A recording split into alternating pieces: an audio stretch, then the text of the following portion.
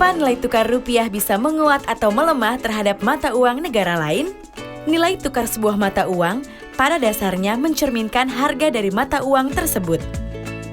Pada prinsipnya, nilai tukar ditentukan oleh kebutuhan atau demand dan ketersediaan atau supply antara dua mata uang masing-masing negara, seperti rupiah dan dolar Amerika misalnya.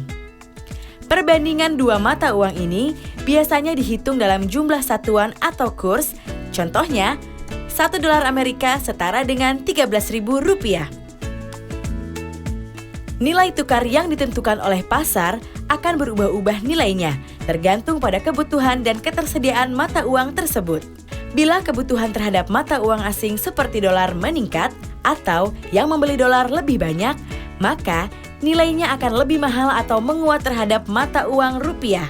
Demikian pula sebaliknya. Apa yang menyebabkan permintaan mata uang meningkat?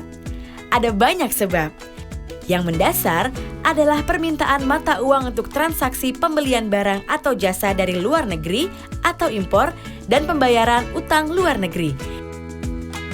Apabila suatu negara lebih banyak mengimpor barang atau jasa daripada memproduksi sendiri, maka negara tersebut akan membutuhkan mata uang asing seperti dolar Amerika lebih banyak untuk membayar kebutuhan itu. Demikian pula bila suatu negara banyak memiliki utang luar negeri, akan diperlukan lebih banyak uang asing untuk membayar utang luar negeri tersebut. Permintaan dolar yang lebih tinggi dapat menyebabkan harga dolar meningkat atau mata uang rupiah secara relatif akan melemah. Selain itu, penguatan atau pelemahan mata uang juga dapat dipengaruhi oleh faktor global, seperti penguatan ekonomi di Amerika Serikat dan pelemahan ekonomi Tiongkok. Hal ini membuat Bank Sentral Amerika Serikat berencana menaikkan suku bunga. Akibatnya, uang dolar Amerika Serikat yang tersebar di berbagai negara tertarik untuk kembali ke Amerika Serikat. Dolar Amerika Serikat pun menguat terhadap hampir seluruh mata uang dunia, termasuk terhadap rupiah. Demikian pula saat Tiongkok melambatkan laju ekonominya.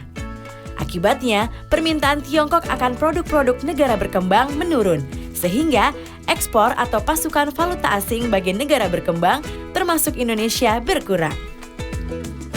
Lalu, bagaimana agar mata uang kita bisa stabil atau menguat?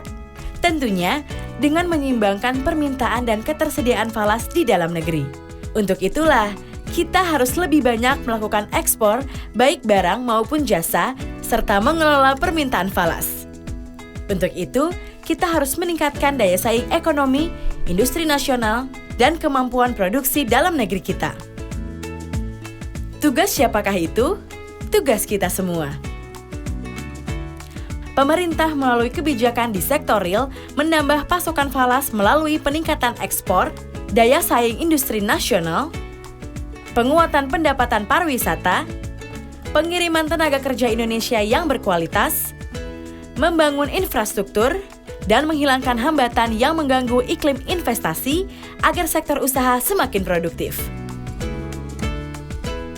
Dan untuk mengurangi tingginya permintaan falas, perlu upaya mengurangi ketergantungan impor dan meningkatkan penggunaan produk dalam negeri. Sementara itu, Bank Indonesia berupaya pula menjaga pasokan dan mengendalikan permintaan falas agar seimbang, yaitu BI melakukan intervensi di pasar falas maupun pasar surat berharga negara.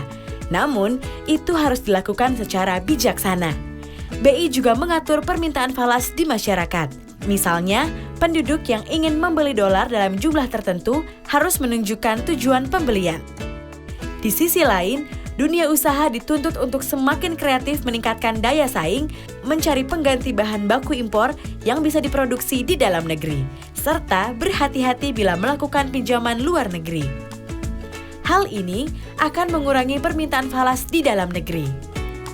Anak muda Indonesia bisa menciptakan beragam produk kreatif, inovatif yang mampu menembus pasar global. Dan tentu, setiap dari kita juga punya peran penting. Misalnya, mulai mengurangi ketergantungan pada barang impor, makanan, minuman, dan menggunakan rupiah dalam transaksi dalam negeri. Dengan usaha dan kerjasama ini, negara kita akan memiliki daya saing yang lebih kuat tahan goncangan, dan memiliki mata uang stabil.